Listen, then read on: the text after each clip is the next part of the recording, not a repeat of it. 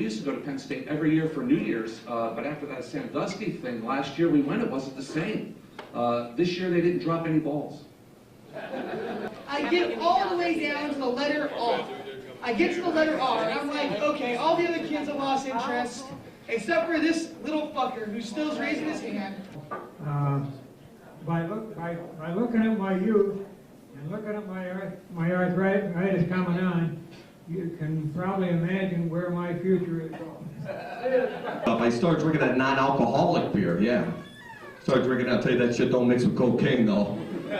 Does anybody remember any of these things? If like you don't, Little Bear ran around naked all the time and his parents wore clothes. What the fuck? What kind of parenting is that shit? Where, yeah, just let him fucking run around naked. He'll eventually learn shame. It's fine. Rest be Father, for I have sinned, and this is my confession.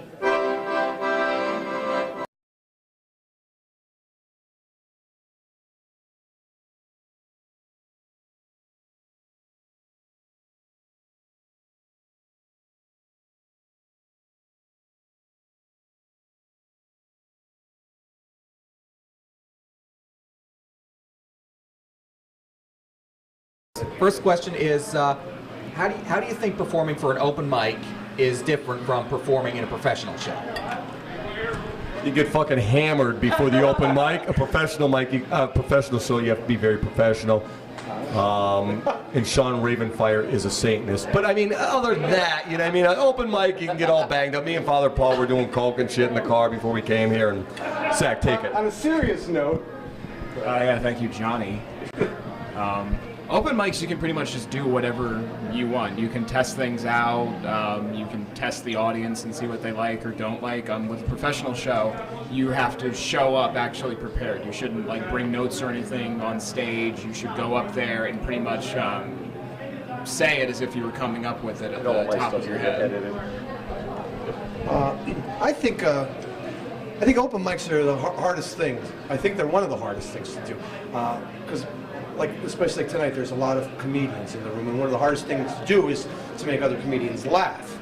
I find that doing a show, people are more geared to come and see a show. Like, they're paying money to come and see you perform.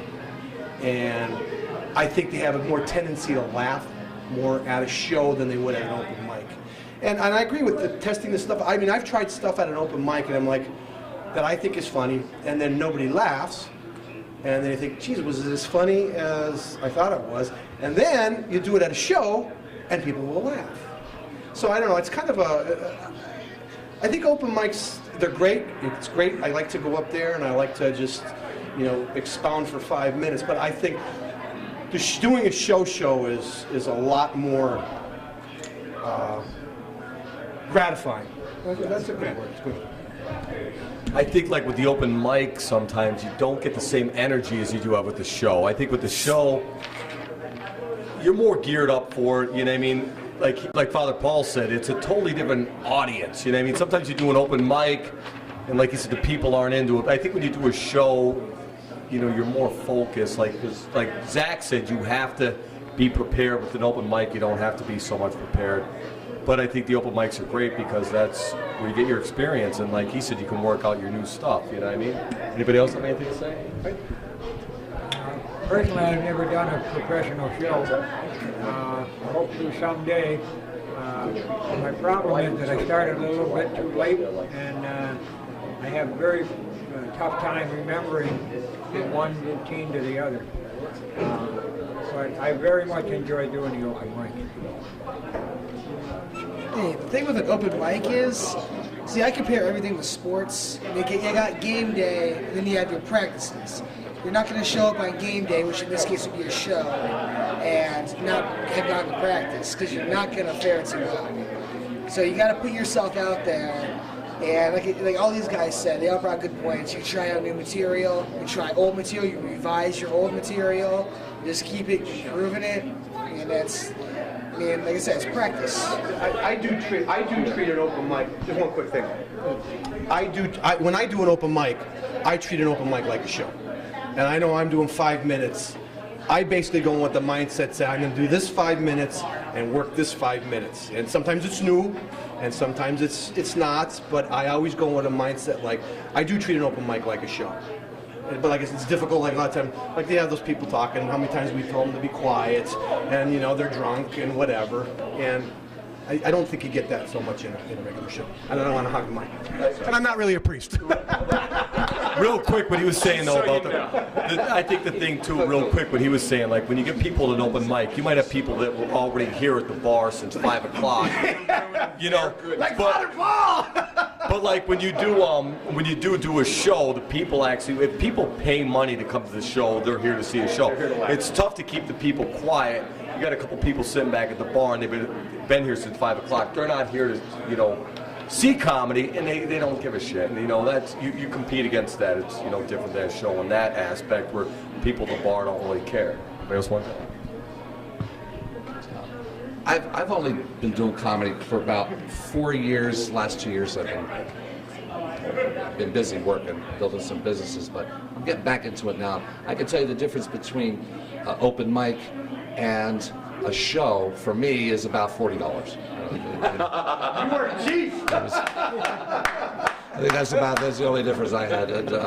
But no, in all seriousness, when I did my show, I did 2 shows. And the one was just kind of okay. It was a tough crowd. It was actually it was after a viewing and a funeral, so it was kind of a tough crowd. Yeah, but the other show was a great show. I mean, I blew it out. I had like 200 people were there. It felt like 200 people. And to be honest with you, with the show, like you said, people come when they pay. They're coming to laugh. They are coming to have a good time. They're coming to relax. Open mic. Nobody, like he says, nobody gives a shit, you know, and even the comedians don't give a shit. A lot of times they're just up there to relax, you know. For me now, right now, it is.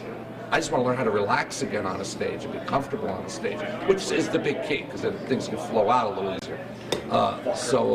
You know, and then to try all your new stuff, and some of it works, and some of it doesn't work. And I had one that didn't work tonight at all.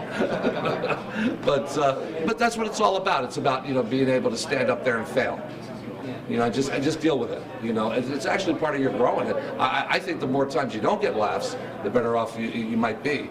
A comedian told me that long time ago when I first started. You remember years ago, I was going every night. I mean, I was killing it every freaking night. Yeah. And one comedian, Mr. Grady, said to me, he said, "I want you to just bomb one night. I think you need it. You know, you need to bomb one night." But I didn't care when I went up there. I was just having such a good time, and all I cared about was making people laugh at that point.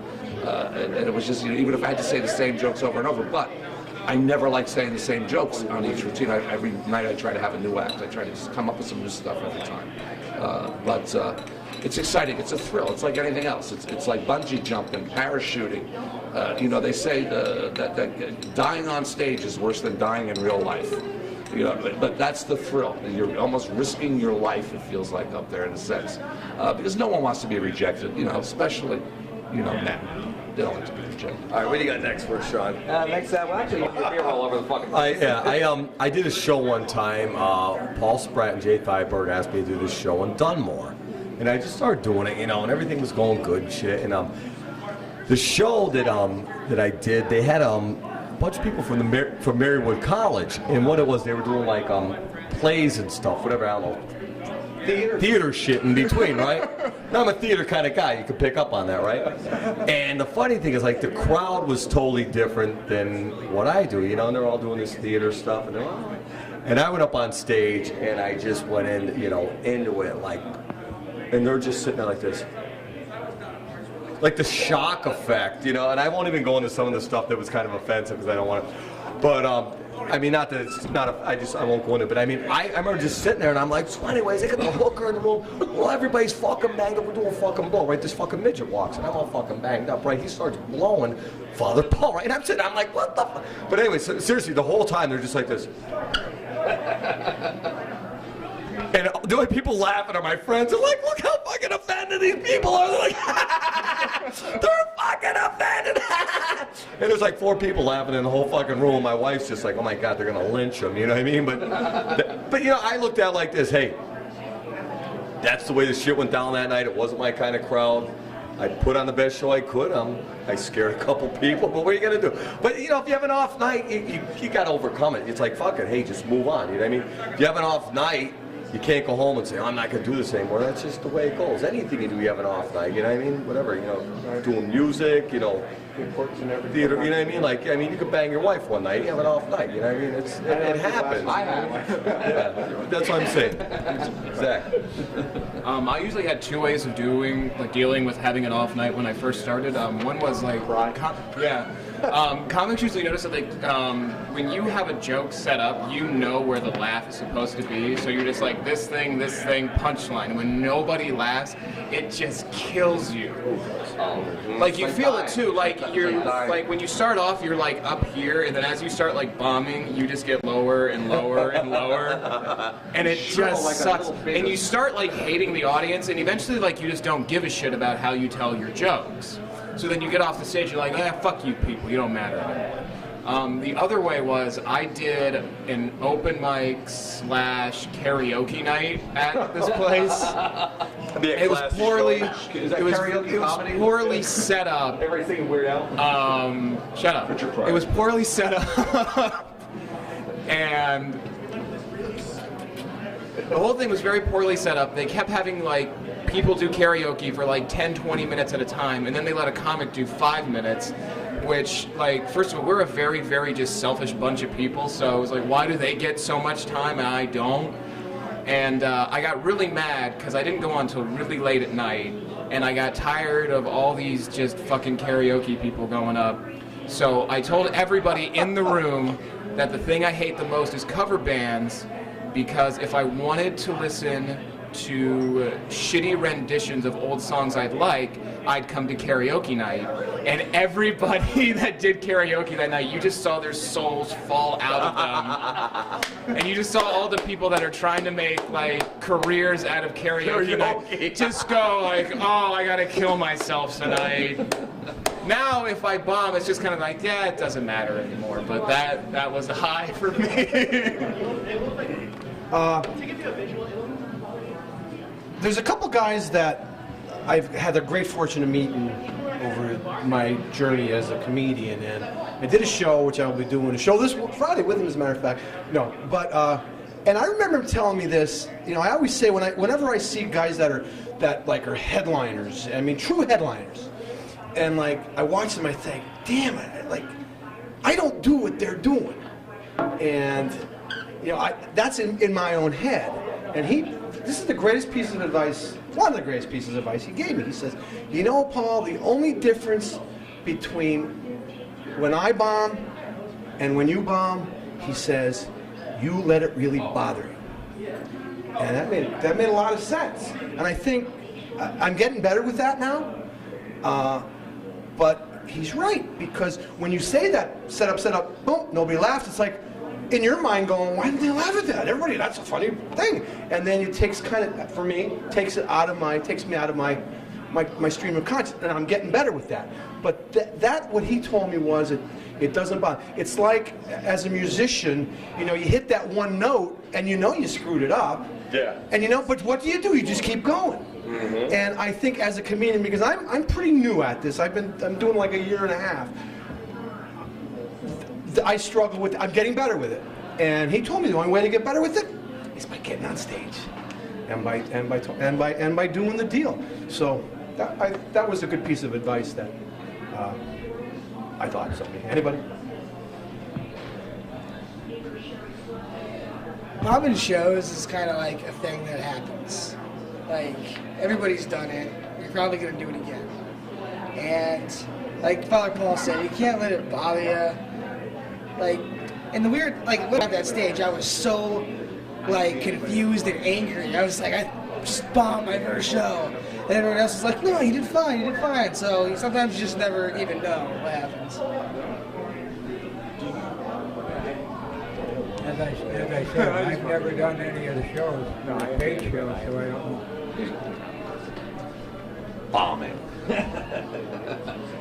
Bombing.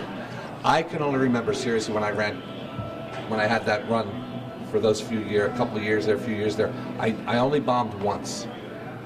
And there was only 3 people in the audience. So I don't really know if I bombed. They could have been funny jokes, but maybe they just weren't laughing that night. But no, seriously, the worst thing about dying up on a stage, and even though you think you did good, or people, like you said, people will say you did good, but inside you're feeling like you totally screwed it up. You know, I say there's so many different spectrums there, but the worst thing I think is you start really doubting yourself. You start, all those fears just start like come over you in with such strength, and you're like, oh my God, and everything starts going through. It's like you see your comic future pass before your life, which is a 0, and it's dark, and it's dark, and you're like, wait a minute, because you're so scared of you just fear of all the things. Am I, do these people hate me? Am I really doing the right thing, or what should I, and what's going on? Because we all want to be good. We all want to be the best. We all want to get that HBO special. We all dream for that. I mean, that's where the dream goes. And anything that stops that, anything that even puts a little damp in that, it hurts. It hurts. But the good ones keep trying. The good ones keep trying. The good ones keep their routine going. And I could use you as the best example of that, because I watched your act for 2 years, and you went up and did the same act almost every single time. And I got to be honest with you.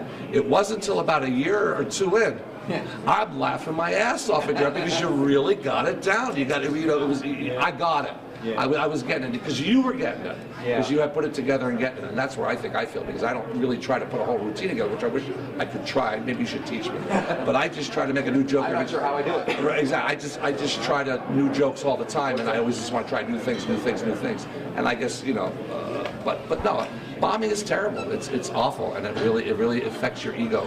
And it really affects everything. Really, I mean, everything that would take to be a comedian, a great comedian, it just hits it right in the nuts. Yeah. And I'll go first. I hate hecklers. They really get to me, and they actually. But I have a lot of great comebacks. I mean, I really do. I have some really mean, nasty things I could say to people. Having grown up in a large family and having children and a lot of ex-wives, I've learned over the years how to say really nasty things. So I could, but. But I think Grady taught me the best way to handle a heckler. Really, they're just trying to help. That's the attitude he gave me. They really just they're really just trying to be part of it and relax and have a good time. So you really shouldn't take them too serious, But I've never had a problem where they got too bad. But personally, I don't like it. I hate it. But I've learned to just accept it. That's good, I guess. Yeah, I don't have nothing. I've never really got heckled, and the thing is, I think the best way to handle like a drunken heckler is ignore them.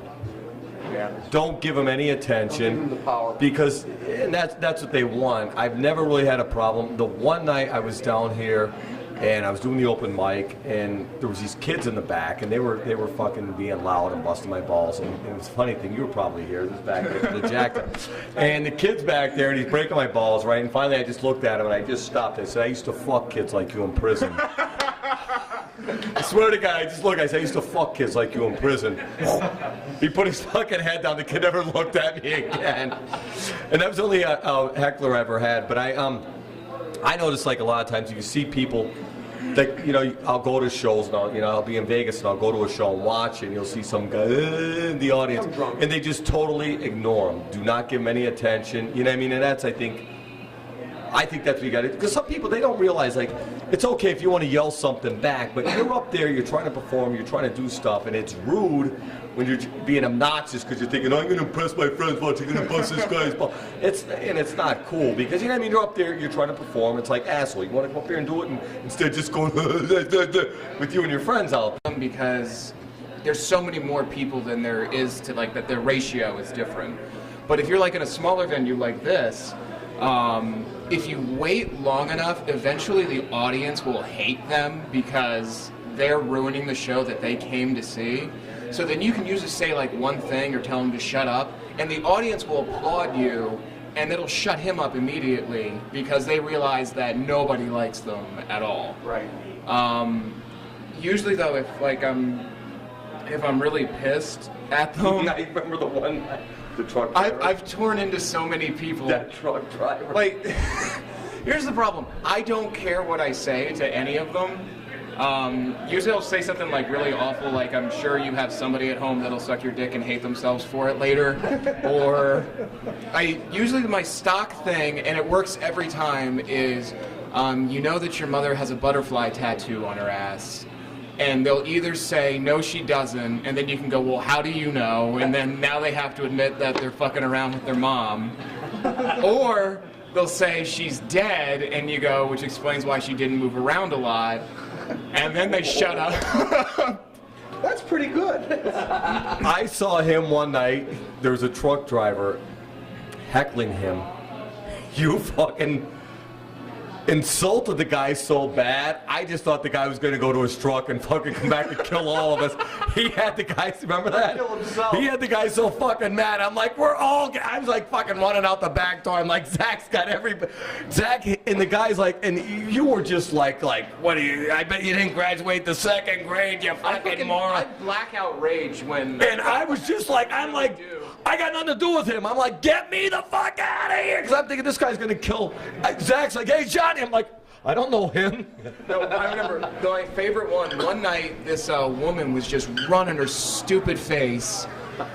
And I said, ma'am, what's your fucking name? And she's like, Cindy. I go, no. Not your name, I want your fucking name, the one that the guys call out to you on the street. And she's like, what are you saying? I'm like, you're a whore. You can't call me a whore. Yes, I can, because you're a whore. You see, I'm doing stand-up, and under the First Amendment, through any provisional journalistic laws, I can say whatever I want and get away with it because jokes are protected no matter what, because it's a joke, whore. She got so pissed, but the best part about it was everybody in the club started clapping and told her to shut her face. I got a good heckler. You probably know I used to do some really sick humor. Yes. And there was there was one routine where I was. I would just kind of go with their flow and kind of say thank you, sir, or something like that. Kind of calm them down. Oh, thank you very much. And keep going. I do suck, sir. I suck quite often. Be able to get your personality out naturally. Yeah, that's what I think. Just get out there and do it. Just don't give a shit if you're gonna bomb. You're gonna bomb. Yeah. That's gonna happen. Louis C.K. bombed a lot. It's gonna happen. But just get out there and like a quarterback, you throw some interceptions, but you're all about throwing those touchdowns. So that's all it's all about. Just put yourself out there and hope the audience enjoys it. I don't. Just do your routine. If one joke bombs, you just keep going to the next. Go on to the next one. Thing I think is practice. When I started doing this, I practiced a lot. Honestly, in my basement by myself, I sit there with the mic. I think you got to work your material out, and keep writing and honestly practice. Work on your stuff. Don't half-ass it. That's I think. So you do. Stage time. Get out there and do it. Find any place that you can. Talk to your friends, people that'll listen. Just keep stage time. It's the only thing. Yeah, agreed. Stage time. And you know what? Surround yourself with people that you can trust, that that'll mentor you. I have a couple guys that they're mentors to me, and they will tell me, do this. Here's what I think you need to do, and that's I had something else in that cranium, but I don't remember. Oh, and tape your performances if you can. So I have a little stupid thing that I try to do. I don't do it as much as I should, but it's good to do. Even if you do audio, just an audio clip of your performances. All right, now next question, and then we'll just go right back around. Yeah. All right. Let's see. The last question. The last and final question is how important is it to have a certain style or persona on stage that's either like the same as the way you are off stage, or an exaggeration, or different from the way you are off stage? How would you describe that? I tell you what, I very rarely do a routine where you see the real person that I am. I always go outside the box of anything. You know, like I do a joke about sending my children to Michael Jackson's. You know, of course I never did that. I do a joke about, you heard tonight, blowing my retarded brother. I don't have a retarded brother. You know, it's just like, I just try to I try to make myself somebody else and put myself in a humiliating situation that I see all in life. Like I try to place myself there. Like this guy that's on the news, right today, or has been, the guy that got caught raping a donkey.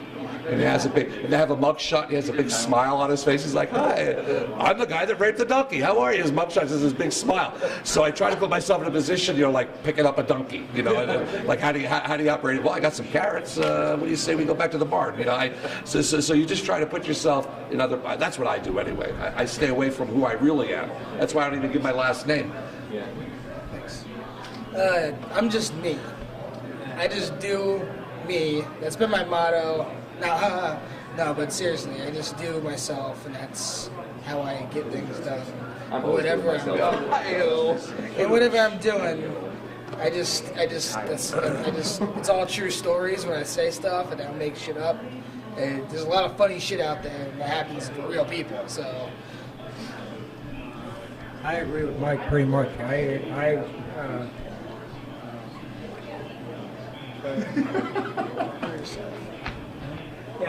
Yeah, I try to be myself. If somebody says something that's off on the side or something like that, I try to roll over it or roll through it and just keep going. When I'm on stage, you know, I am who I am. Like when I'm telling you a story, if we're sitting in a bar and I start telling a story, like I'm like, oh, there, me and Zack were there, right? We're all fucking whacked out, right? Me and Zack were drinking like these fucking guys walk. Like that's how I do tell a story. And that's pretty much me, but I put the, you know, I turn the volume up and I put a little more into it. You know, I exaggerate everything a little bit. I get a little more fired up. You know, it's part of your stage. You know, like sometimes, you know, obviously, like I don't sit there. You know, if I'm telling you a story in a bar, you know, I don't sit there and go, suck my dick, or, you know, I mean, I don't do that, you know, when I'm in a bar telling a story, but yeah, on stage, you got to take it up a level. But, you know, it's basically me, like, you know, that's how I've always been. When I get telling you a story and I'm into it, I get excited. I sound like, so anyways, but it's, you know, it stays present. You've got to bring it up a notch, you know what I mean? Like I said, I think, you know, some people put on, you know, they're not exactly who they are, whatever, you know, I mean, it's not exactly me, but it is me, but for the stage, you got to take it up a notch. You know what I'm saying, but I'm not saying it right, but Zack? For me, the thing that works best is just honesty. Anytime that I say anything on stage, for the most part, it is something that I would regularly say in real life, as it were. Everything that comes out is something that I honestly think, whether it's right or wrong. usually wrong. Mostly wrong. It's 100% just everything that's out of my head. I don't try to do too much exaggeration. I think for the most part the things that I do or say are crazy enough that I don't have to add in that extra amount of zaniness. It just kind of works itself out. And I mean, I think usually if you can find a part of you and when you're doing your stuff that's exactly you and that you're being honest, that's where you really start coming into your own. That when you start saying things, that's exactly as you would just say it. Like there's no thought to it, nothing. That's just who you are. For me, that's what works out the best, is just absolutely be yourself and just be as honest as you can be, and people love that the most. I'm a character comedian, and I've been told by other comedians, well, you're a character, so you're not truly stand-up and whatever. And I've been told by other people who I have a lot more respect for, and they'd say they're full of shit. And as I said, I'm older. I've done 20 years of theater. So the character that I play is a priest. I'm not a priest. I like to drink. I don't drink. So I try to incorporate, and I do some music as well. So I kind of just incorporated everything into this character. And he's, I think, at least I hope, he comes across as likable, and he's got a lot of energy. And it's just, I've tried to incorporate everything that I've learned in 20 years of theater and 35 years of playing music, and and just doing this. I was telling Zack, this is probably the most I've talked to you since I've known you, and I'm enjoying it. It's just something I came up with one day. I've been doing like music and theater, and one day I was laying in bed saying, I always want to do stand-up. Going, Father Paul. Yeah, and he was born. Introduce yourselves, everybody. And Paul Dudrich is my real name, but Father Paul. I used to have a drinking problem. Now I love this stuff. I figured we had captions under there, but if you want. But yeah, that's basically. And I find it difficult. My wife says to me, she goes, "Did you ever consider going on as Paul Dudrich?" And I have, and because she says, you're funny, because like stuff that I say is funny, and I find myself with Father Paul kind of being pigeonholed a little bit because I try to keep with the Catholic stuff and religion kind of things, and so I don't know. I kind of find myself sometimes struggling to write actually because I'm, I don't know. But anyway, You're not a real priest? no. What?